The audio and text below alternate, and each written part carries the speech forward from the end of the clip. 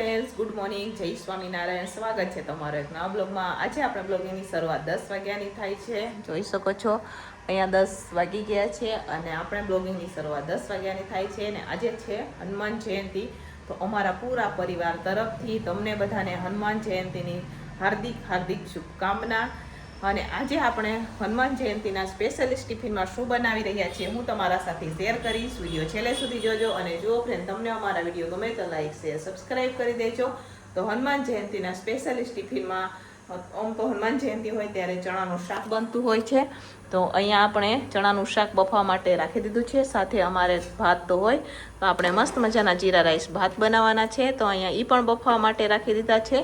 સાથે આપણે બીજું શું શું આપશું ટિફિનમાં એ હું તમારા સાથે શેર કરીશ. વિડીયો છેલ્લે સુધી જોજો. અને જો ફ્રેન્ડ તમને અમારા વિડીયો ગમે તો લાઈક શેર સબસ્ક્રાઈબ કરી દેજો. તો ચાલો ફ્રેન્ડ્સ, અહીંયા ભાત હવે બફાઈ ગયા છે. ચણાને પણ આપણે ચેક કરી લઈશું. ચણા બફાઈ જાય તો પછી આપણે દાળ બફવા માટે કુકરમાં રાખવાની છે. તો જો અહીંયા મસ્ત મજાના હવે આપણે અહીંયા ભાત બફાઈ ગયા છે. ઠંડા થવા માટે રાખી દીધા છે. પછી આપણે વઘાર કરશું. એના થોડીક વાર ઠંડા થઈ જાય પછી, બરોબર. તો ચાલો ફટાફટ હવે આપણે ચણાને પણ ચેક કરી લઈએ કુકર ખોલીને અને ભાતને નીચે ઉતારી દઈએ સાઈડમાં ઠંડા થવા માટે.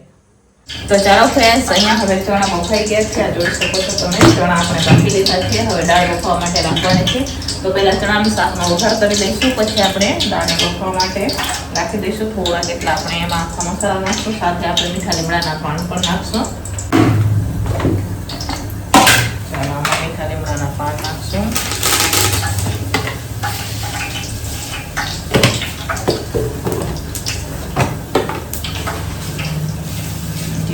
ટમેટાની ગ્રેવી તો થઈ ગઈ છે.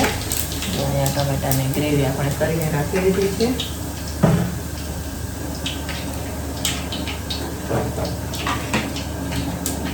આદુની પેસ્ટ છે. અહીંયા માંડવીના દાણાનો ભૂકો છે એ પણ નાખવાનો છે આપણે.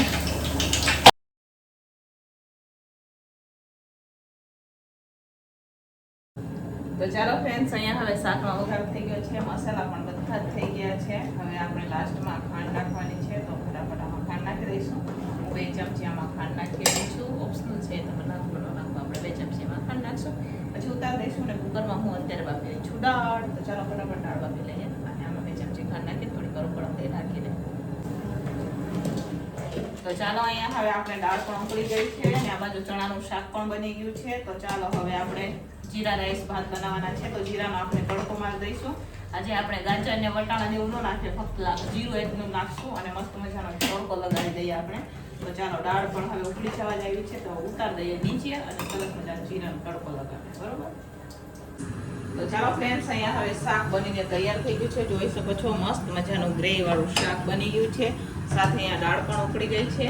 નીચે ભાત ઠંડા થઈ ગયા છે. તો એનો હવે આપણે વઘાર કરવાનો છે. તો ચાલો ફટાફટ હવે આપણે ભાતનો વઘાર કરી લઈએ અને રોટલી બનાવી દઈએ. પોણા 12 જેવું ખાવા આવ્યું છે ને તો મોડું થઈ જશે. તો ચાલો ફટાફટ હવે આપણે દાળને પણ નીચે ઉતારીએ. લાસ્ટમાં કોથમીર નાખશું. સલાડમાં જે ભૂંગળા દેવાના છે એનું પણ તેલ ગરમ થવા માટે સાઈડમાં આપણે રાખી દઈએ.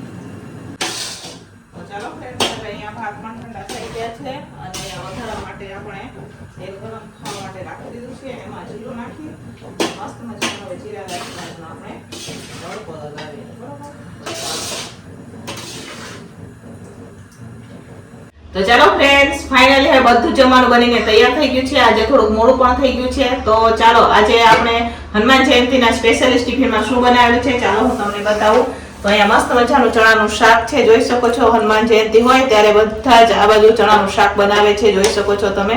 તો અહીંયા આપણે પણ ચણાનું શાક બનાવેલું છે. આજે ટિફિનમાં મસ્ત મજાના જીરા રાઈસ ભાત બનાવેલા છે. સાથે સરસ મજાની અહીંયા આપણે દાળ બનાવેલી છે. જોઈ શકો છો મસ્ત મજાની દાળ છે અને તળેલા મરચા છે. અને હનુમાન જયંતિ હોય એટલે બુંદી ગાંઠિયા તો હોય જ. તો બુંદી અને ગાંઠિયા મંગાવેલા છે, એ પણ ટિફિનમાં આપણે ભરવાના છે. રોટલી છે અને તળેલા ભૂંગળા છે. તો આ છે હનુમાન જયંતિનું સ્પેશિયલિસ્ટ ટિફિન. તો ચાલો હવે આપણે ટિફિન ભરી દઈશું.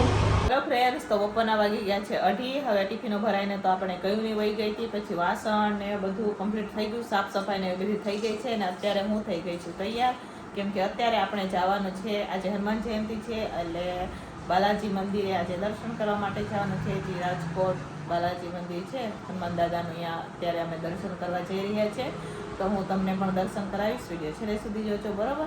તો જો અહીંયા અમારા નમુબેન પણ તૈયાર થઈ ગયા છે અને હમણાં અત્યારે મારા બેનપણી પણ આવશે. તો અમે બધા અત્યારે બાલાજી હનુમાનજી દાદાના દર્શન કરવા માટે જઈ રહ્યા છીએ. રાજકોટના બાલાજી હનુમાનજી દાદા રહ્યા ને અહીંયા આપણે દર્શન કરવા જઈ રહ્યા છીએ. બરાબર, તો ચાલો દર્શન કરાવીએ. તો ચાલો ફ્રેન્ડ્સ, હવે તૈયાર થઈ ગયા. હવે રોજ તો રસોઈ કરીએ પણ આજે હવે હનુમાન દાદાના દર્શન કરવા બળ માગવા જાય. બળ તો પેલા મોટા મોટા ઉપાડવાના. આમ કેમ જય પીવાળા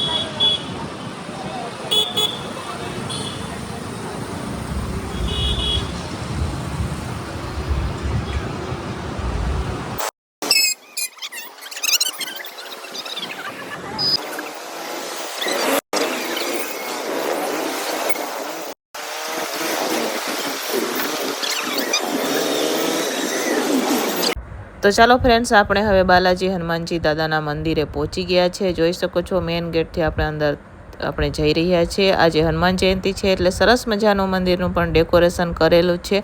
આ મંદિરનું બાંધકામ ચાલુ હતું ત્યારે આપણે આવ્યા હતા. અત્યારે તો સરસ મજાનું મંદિર પણ બની ગયું છે. ઘણા ટાઈમ પછી આપણે અહીંયા દર્શન કરવા માટે આવેલા છે. જોઈ શકો છો આજે હનુમાન જયંતિ છે એટલે ઘણા બધા ભક્તો દર્શન કરવા માટે આવી રહ્યા છે. તો આ છે રાજકોટનું બાલાજી હનુમાનજી દાદાનું મંદિર અને આ બાજુ જો યજ્ઞ પણ છે તો એની પણ તૈયારી થઈ રહી છે. જોઈ શકો છો તમે. એ બધું સાંજે છે ને આપણે દિવસે આવેલા છે, કેમ કે સાંજે આપણી પાસે ટાઈમ ન હોય એટલે આપણે દિવસે આવ્યા છે. તો ચાલો હવે આપણે મંદિરમાં પણ આવી ગયા છીએ. તો ચાલો હનુમાનજી દાદાના દર્શન અમે પણ કરીએ, તમે પણ અમારી સાથે દર્શન કરી લ્યો. ચાલો આપણે જાશું. અહીંયા લાઈન છે એટલે આપણે લાઈનમાં ઊભા રહી ગયા છીએ, કેમ કે આજે હનુમાન જયંતિ છે એટલે બધા મંદિરે આમ તો લાઈન જ હોય. અહીંયા પણ લાઈન છે, લાંબી લાઈન લાગેલી છે. તો ચાલો ફટાફટ હવે આપણે દર્શન કરશું. અમે પણ દર્શન કરીએ, તમે પણ અમારી સાથે બાલાજી હનુમાનજી દાદાનું દર્શન કરી લ્યો. આજે હનુમાન જયંતિ છે એટલે સરસ મજાનું હનુમાનજી દાદાને અન્નકોટ પણ ધરાવેલું છે. જોઈ શકો છો તમે. અલગ અલગ બધી મીઠાઈઓ છે. અહીંયા લાંબી લાઈન લાગેલી છે. આપણે દર્શન કરી લીધા છે. હવે આપણે થોડીક વાર માટે બેસશું મંદિરમાં અને પછી જાશું આપણે. તો જોઈ શકો છો અત્યારે અમે બેસી અને પછી આપણે સીધા જાશું ઘરે. તો ચાલો ફ્રેન્ડ, સાંજના ટિફિનની તૈયારી થઈ ગઈ છે. તો દિવસે અમે પૂરી નહોતી બનાવી, તો સાંજે બટેકાનું શાક ને પૂરી અને વઘારેલા ભાત બનાવેલા છે. તો જુઓ, વઘારેલા ભાત તો બની ગયા છે, અહીંયા ઉતરી પણ ગયા છે. ને અત્યારે હવે હું પૂરી તળી રહી છું. કુકરમાં ડાયરેક્ટ આપણે બટેકાનું શાક બનાવેલું છે અને નીચે જુઓ પૂરી બની રહી છે. તો ચાલો ફટાફટ પૂરી બનાવી દઈએ. તો સાંજના ટિફિનમાં પૂરી બનાવીએ. તો ચાલો ફ્રેન્ડ, સાંજનું ટિફિન બનીને તૈયાર થઈ ગયું છે. તો ચાલો હું તમને બતાવું સાંજના ટિફિનમાં આપણે શું બનાવેલું છે. તો અહીંયા સાંજના ટિફિનમાં મસ્ત મજાના પીળા પીળા આપણે પુલાવ બનાવેલા છે. જોઈ શકો છો તમે. સાથે અહીંયા આપણે છે બટેકાનું શાક ને પૂરી. હનુમાન જયંતિ હોય ને ત્યારે છે ને ચણાનું શાક ને પૂરી દેતા હોય, તો આપણે ચણાનું શાક અને રોટી બનાવેલી હતી બપોરે, એટલે મેં કીધું બટેકાનું શાક ને પૂરી સાંજે બનાવશું. કેમ કે પૂરી બનાવવામાં બે જોવે, તો આપણે તો એકલા જ હોય એટલે પૂરી વણતા અને તળવાની એટલે વાર લાગે, એટલા અને બપોરે રોટલી બનાવી હતી એટલે સાંજે મેં પૂરી બનાવેલી છે. તો ચાલો હવે સાંજનું ટિફિન બનીને તૈયાર થઈ ગયું છે. તો ફટાફટ હવે ટિફિન ભરી દઈશું.